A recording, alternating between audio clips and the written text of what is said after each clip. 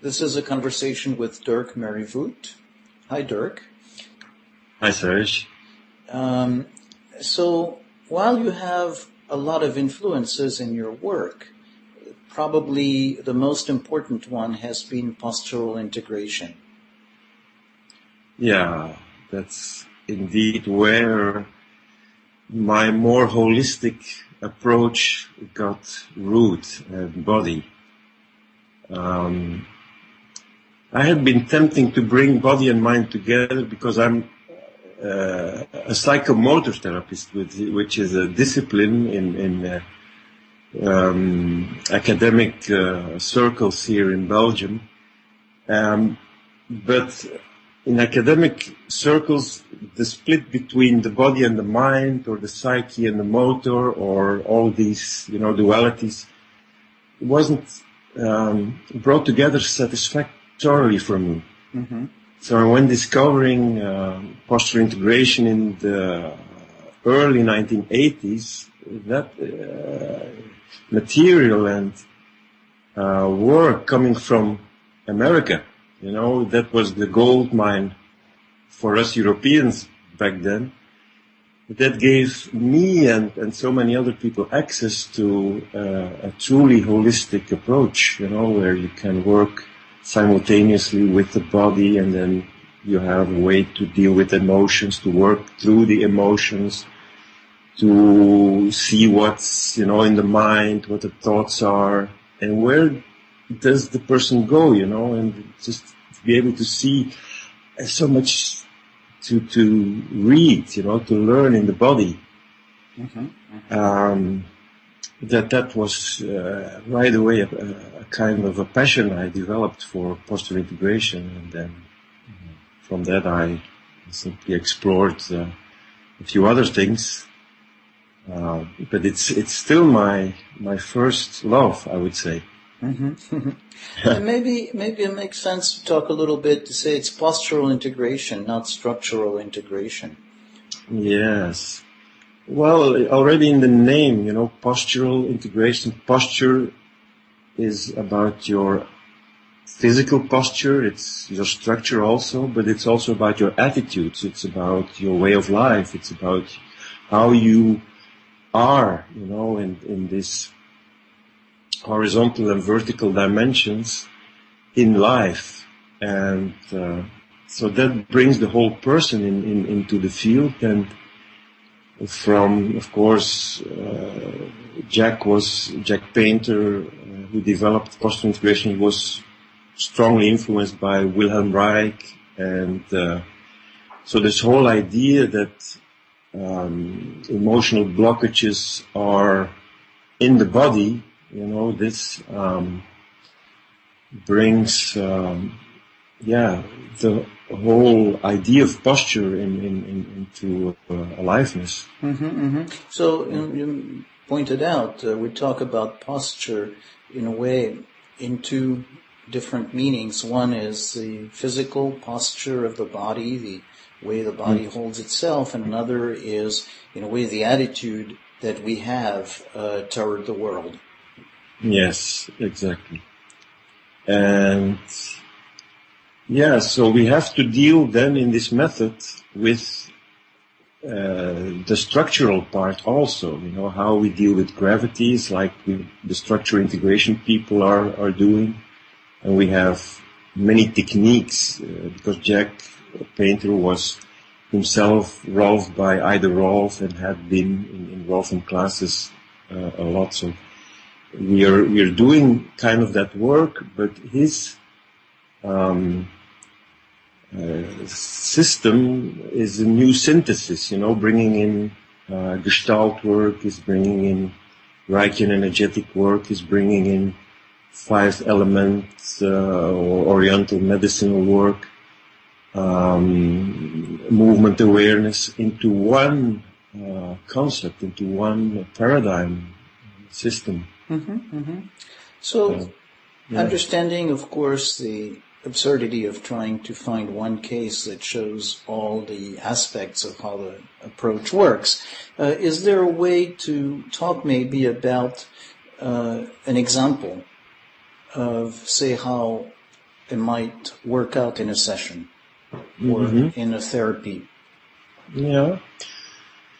Well, of course, in a session you never know who comes into your therapy room. So you might have a very insecure person, or you might have a very needy person, or you might have just simply a good feeling, expressive person who just wants to explore some new work with the body. So you don't know who comes in, and so either whether people are like what Jack Painter a certain moment called natural character styles, these people are like grounded, they're like receptive, they're like expressive, they have a certain freedom, so then of course you can work with a good energy system, with a healthy dynamic. But of course many people are not in that place, so they are kind of ungrounded, they're kind of fragmented, they're kind of needy or inflated or compressed, rigid. So to give an example of these 5 things I'm telling, the insecure person, well, this man or this woman will be not well in the body, will not be very embodied, will not be very well feeling, will be maybe in the head, will be breathing superficially, will maybe have the eyes, somewhere in the room, but not with me. So then my work is to create, through the relationship, some sense of security for this person. And the way I do this is that I suggest, like when we're sitting in the room together, that maybe the person can feel him or herself, can touch himself, to make it okay that the person makes a connection to him or herself, also physical, to feel the floor, the contact with the feet, and that's already steps in the progression of a session. The person is already into a process where he is already doing some significant work for his fragmentedness. So, but it can be a needy person, somebody who's like, he sticks the head out and with a lot of expectations and a lot of hopefulness, but clearly not being in tune with the possibility to find answers inside. So I'm just noticing as you make these descriptions, and I'm comparing it in a way to say Reichian or neo-Reichian character types, that you really, in a way, when you describe, you don't, not so much describe, say, the appearance of the body in a static form, as you describe literally the posture. When you say the sticking out, that way. So you're not just in a way describing the shape, but, the whole movement of the way the person encounters the world. Yeah, exactly. So it's also the shape, of course, because we can, like the other Reichian schools, we can read the body, but it's these postures, it's these expressions, it's these non-verbal signs. How does the people organize his or her own energy, and how is this energy organized in a field with me, with the room, with the outside world? So I'm perceptive to all that information, and then I'm making an assessment about where and how to give a first step, to the person,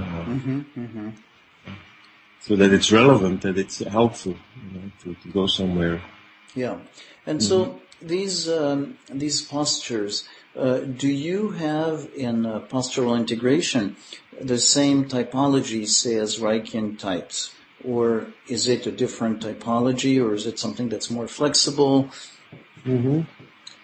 Well, of course, we have a lot in common, and we have borrowed quite a bit from the Reichian and the Lowenian and Piracos characterology descriptions. But I think posture integration, in a way, has because it was not developed as a psychotherapy, and it was not developed for people really with big psychological problems. So it comes more from the humanistic side and the personal growth and the bodywork side, that we have come to more descriptions of natural character styles. And I know the bioenergetic people and the core energetic people, they also do that, but it's like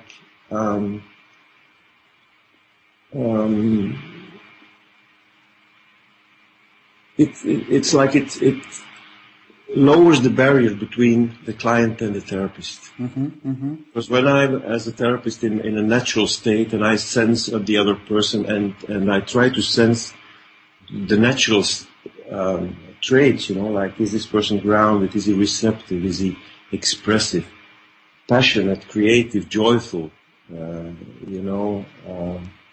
satisfied. These are all things that are already there. So it's very important to have a vision, I believe, and I think Jack Painter had very much of that, to see the person as much as possible as with healthy traits. So the opposite of looking for pathology, but looking for the traits. Yeah. And you were, as you were talking, you mentioned several, so it doesn't give me a sense of there's a menu of 5 or 6 or 10 traits, but there's a sense of openness about what it might be, or is there some predetermined kind of looking for some traits? Well, we have, of course, a whole frame, that Jack Painter developed, something like what is known as the energetic cycle, where he looks at how in a natural flow, energy can be charged more and discharged more, and how we can bring ourselves to levels of joy and pleasure and even ecstatic feelings, or surrendering into orgastic feelings, etc. It's an elaboration of Reich's 4-beat formula, if you want.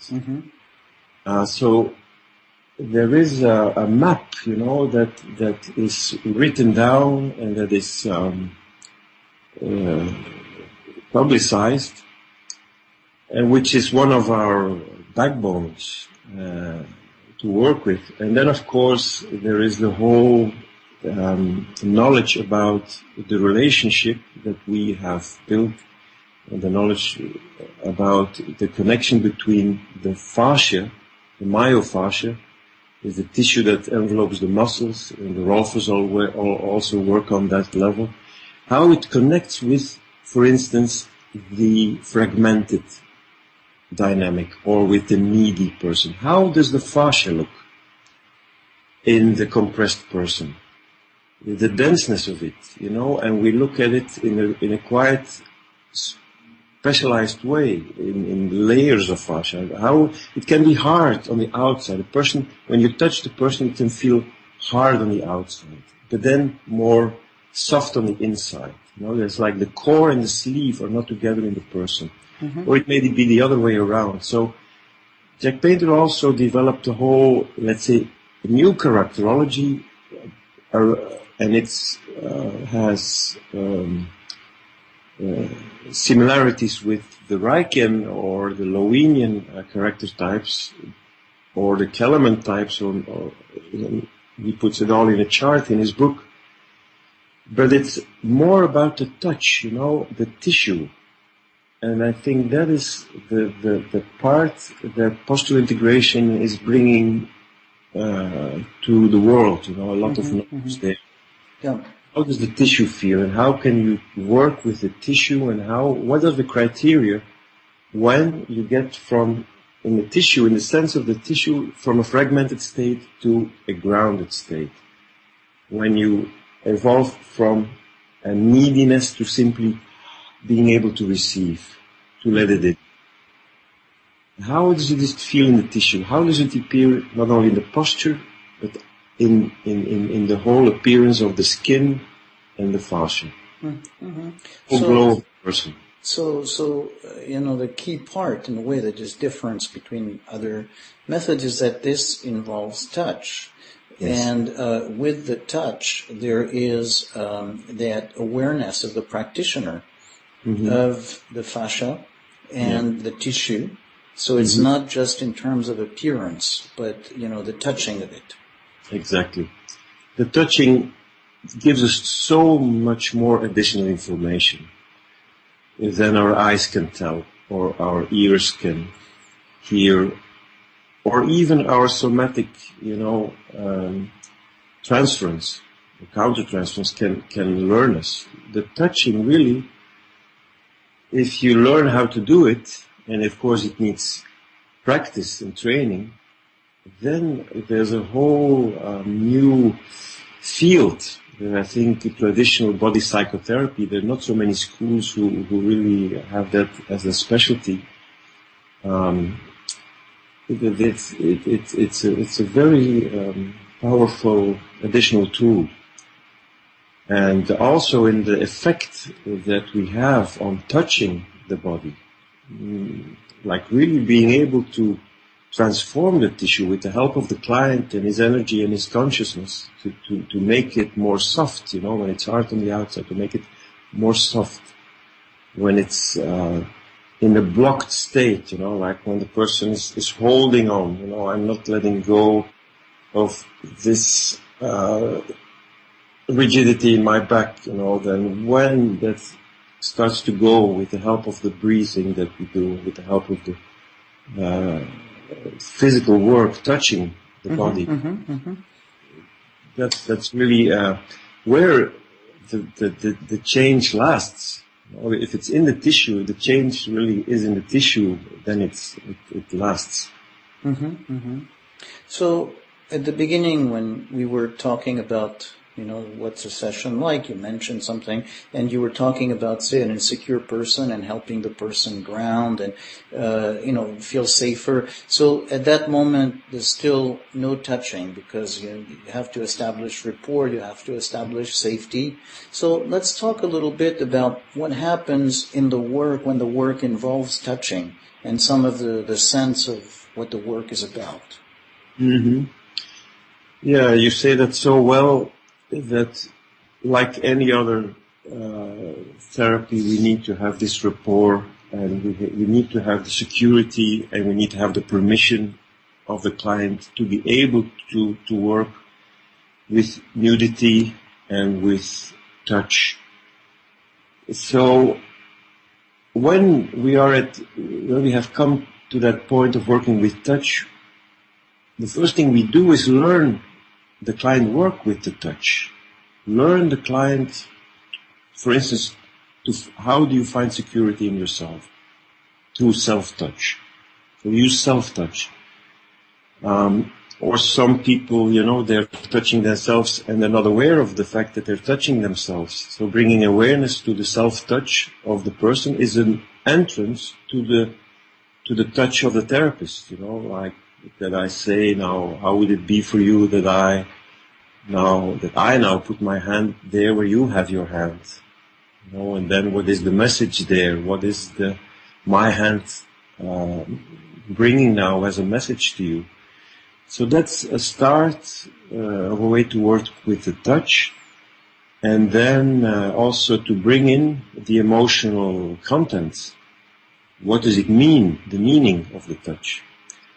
And then if we see, for instance, that there is some stuckness, some blockage, the client feels, oh, my chest, I feel so closed here, I cannot open my heart, I feel this tightness in my chest, then I may propose to do a myofascial stroke. That's how we call that. So then it becomes like a Rolfing-like technique we bring in, structural integration technique, but combined with the breath and working with the characterological dynamics. So seeing what is the client doing with his eyes. Is he or she looking at me? Is he fragmenting? Is there a neediness? Is there a compression in the body? Or is it simply good, and is there already an openness and a temporary ecstatic feeling even? Mm-hmm, mm-hmm. So that can happen very, very quickly. So that sense of, there is definitely this in-depth body work that is integrated with a sense of the psychological dynamics of the person. Mm-hmm. And is that, also related to what happens moment by moment in the relationship with the therapist? In what way does it show up? Yes, every moment is important. I would answer your question like that as we go along together, working with touch and working with the breath and the connection, the client and the therapist, then we discover together where the next step may be. So the client in our work is really the center of the therapy. So asking the client, where do you think now, which is a good next step for you? What do you feel? Where this goes? What is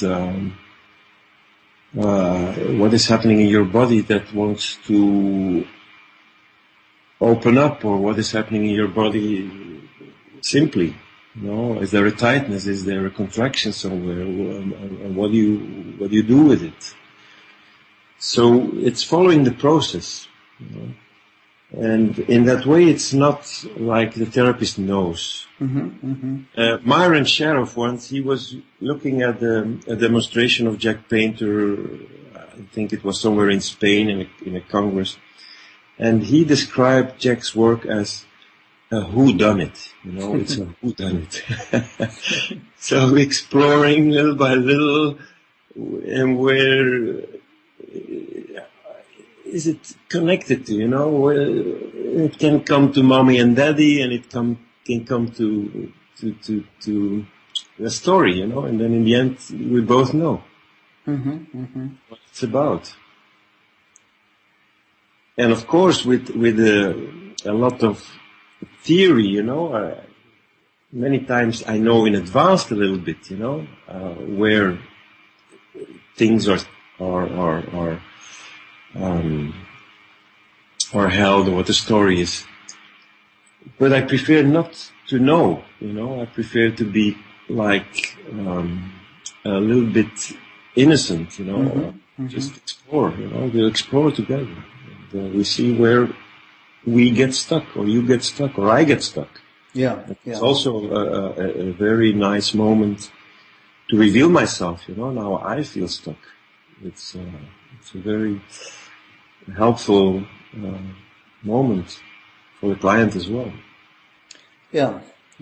But in this case, there is a form of intimacy that is different from, say, other forms of therapy, and it's related to the fact that you're literally touching the points of stuckness.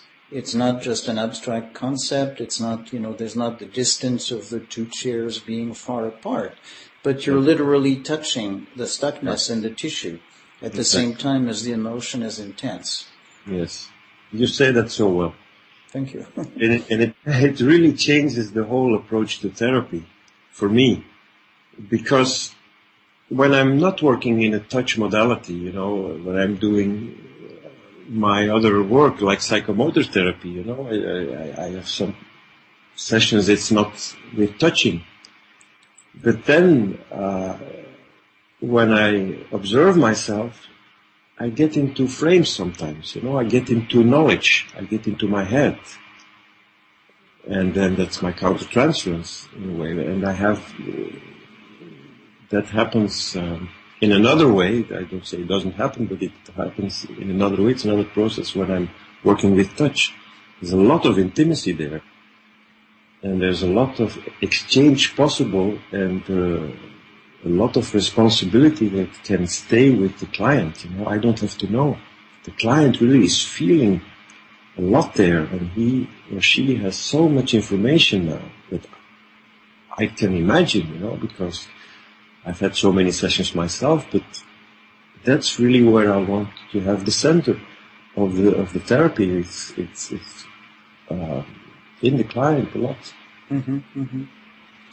And so, together with stuckness is also the notion of resistance. So what about resistance in this approach? So sometimes people are resisting touch. Mm-hmm. So they go like, no, don't touch me. Get out. Or don't touch me here, you can touch me there, but you can't touch me there. Or, no, I'm not taking off this piece of clothing for you, So that's all a posture in a way. It's the character style appearing. So then, it needs creativity. How sometimes going under the radar, like with the inflated person, who's so strong, but it's an illusion, it's an air castle, so it would be good, and I can feel that this person could come down in the body, could feel the legs. So then I go under the radar and say sometimes, I feel you have all this strength, you have all this energy, it's so great to feel that from you. And now how would it, feel for you, to bring more of that strength also in your legs? So it's a bit, a kind way to deal with the issue. I'm not saying, you're not grounded. Get into your knees, get down. Sometimes I do that also. There's no right and wrong. There's no good way, bad way. But you just need to learn so many ways to do it. So sometimes it's more permissive, and sometimes more authoritarian style, working with resistance. But so what you're describing is, in a way, the resistance is perceived in a context where there is it's a relational context between the client and the therapist, and it's not you're resisting, but how am I adjusting my approach so that to meet the client where they are. Exactly, yes, that's exactly what it's about, to meet the client where he or she is. And that's my job, I need to do that work. And the client is not supposed to have dealt with so many complexity, for himself. So I need to help the client to find ways, in a relation, and so to help him or her to stay in the relationship. Mm-hmm. And for me, for myself, to help myself to stay in the relationship. Mm-hmm. Yeah. So this might be a good place to end, but I want to check with you if there's something else that you might want to add. Mm-hmm.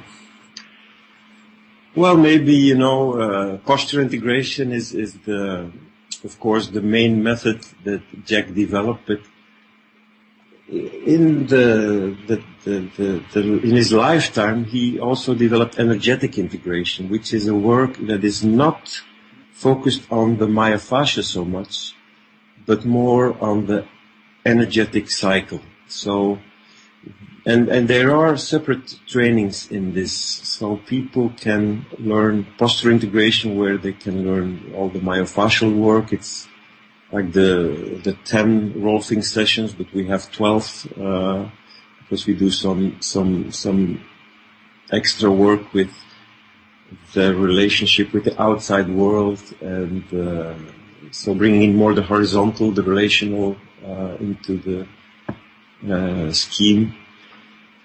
And then the energetic integration work, but they're quite similar in the way that we work with the character traits and work with the energy and the charging and the discharging. And then we have a specialized work of that. It's called pelvic heart integration, which is dealing with the split between the heart and the genitals. It's dealing with love and sexuality split. Mm-hmm. It's dealing with the masculine and the feminine, whatever that means for somebody, because we don't want to be stereotyped with these descriptions, but mm-hmm. It's about some polarity that has to do with, with the sun and the moon, or your masculine and feminine, and to bring it in a relationship, your genitals and your heart. Mm-hmm. To bring that also into a flow, so to overcome rigidity basically, and to help people to get to even better feeling places. Mm-hmm. So that's a whole, let's say, area of work where most psychotherapy doesn't go, and that I think is a great gift that Jack Pater made, to develop this. And we're bringing it in the world with many people all over in different continents. I'm in Belgium and working in Europe, but I'm traveling, and so very nice to see other people, and very nice to see your research. Thanks, Dirk. This recording is part of the Somatic Mindfulness and Relational Psychotherapy podcast. See the website relationalimplicit.com. Feeling places. Mm-hmm. So that's a whole, let's say, area of work where most psychotherapy doesn't go, and that I think is a great gift that Jack Pater made, to develop this. And we're bringing it in the world with many people all over in different continents. I'm in Belgium and working in Europe, but I'm traveling, and so very nice to see other people, and very nice to see your research. Thanks, Dirk. This recording is part of the Somatic Mindfulness and Relational Psychotherapy podcast. See the website relationalimplicit.com.